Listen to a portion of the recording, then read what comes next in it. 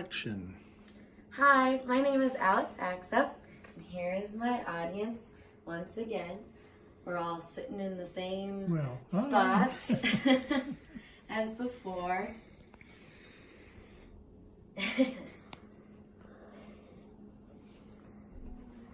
And my speech is entitled Marching to the Beat of a Nonverbal Drum. Have you ever wondered how a band can all start together or cut off at the same time? How they can grow in dynamics or get quiet at the same time? Or how hundreds of people in a marching band can all be in time and no one's saying anything? And the fact of the matter is everyone's communicating constantly, we just can't hear it as an outsider looking in.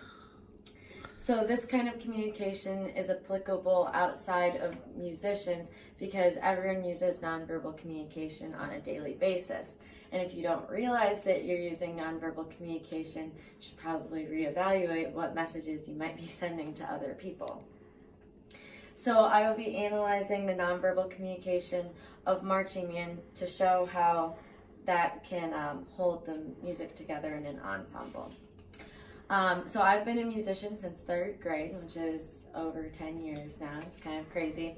And I've been in marching band for 4 years in high school. So I have a lot of experience within a marching band ensemble, but also I did research and learned the details and more interworkings of some of these nonverbal communication things within music. So I'm first going to explain how musicians predict and anticipate one another. I'm going to examine how the leadership of a conductor affects the quality of the music produced and the role of nonverbal sound cues in holding the ensemble together as well. So some think it's magic, but when you look behind the scenes, it's actually nonverbal communication. So Laurel Trainer stated that you can predict what other musicians are going to do based on motor movements.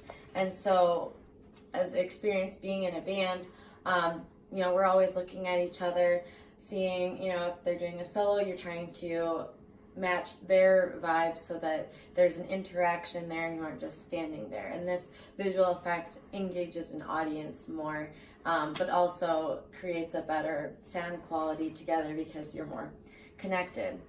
And Trainer even says that musicians that are expressive are more together than ones that are more stagnant. And then Moran says that no matter what instruments are being used, visual cues are always effective. So that's why a conductor even should be moving around and getting into the music, because that's going to engage the musicians in the ensemble more as well, which then also produces a better quality of music. So conducting is important, but the leadership behind the conducting is even more important. So solid conducting is crucial, whether it's being clear with increasing and decreasing, a clear cutoff, increasing the tempo, and making eye contact even with musicians in the band to show that. There should also be one head honcho in a group. So too many cooks in the kitchen is a real thing, especially in a music ensemble. In marching band, it's the drum major.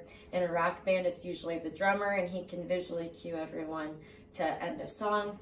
And then just in a normal music ensemble, the band director. And so Blaskovich states that nonverbal cues exercise social power and influence. So you're going to have a lot of bank on what your visual cues are doing, and actions speak louder than words. So you really don't have to say much, you can just have the motions.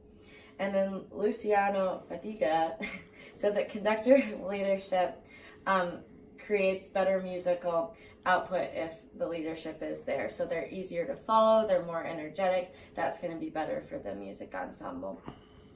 And Berman said that the masters of this are the better conductor, and they're going to be the ones that instill the confidence in their musicians, because if they're up there doing it confidently, the musicians are going to respond to that. So my band director in high school definitely did that, whether it was a speech before a marching band competition or just how engaged he was while we were playing, he was doing that. And so we had really successful music ensembles in high school. So just because there's no talking going on, that doesn't mean that there isn't sound. So drums and drum cadences are also going to be nonverbal cues to a band.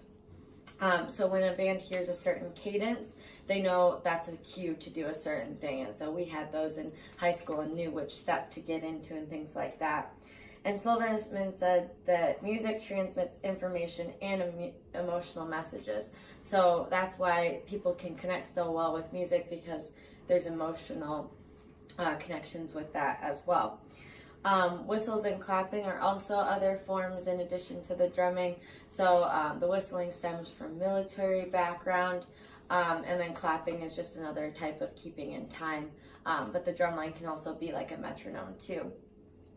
And then Cha states that auditory cues facilitate simultaneous awareness in a certain environment. So that's why the drumming is so important, because it gets everyone in a similar environment that way.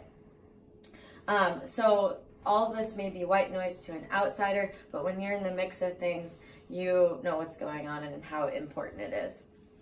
So I have explained how you can predict and anticipate musician behavior, how the leadership of a band creates the quality of the music as well, and then how nonverbal sound cues are also important to holding an ensemble together. And so this is how analyzing the nonverbal communication in a marching band setting specifically shows music being held together. So thanks to anticipating musical cues, passionate conductors, and nonverbal sound cues, everyone in the band is connected to one another and marching in time to the beat of the same nonverbal drum. Thank you.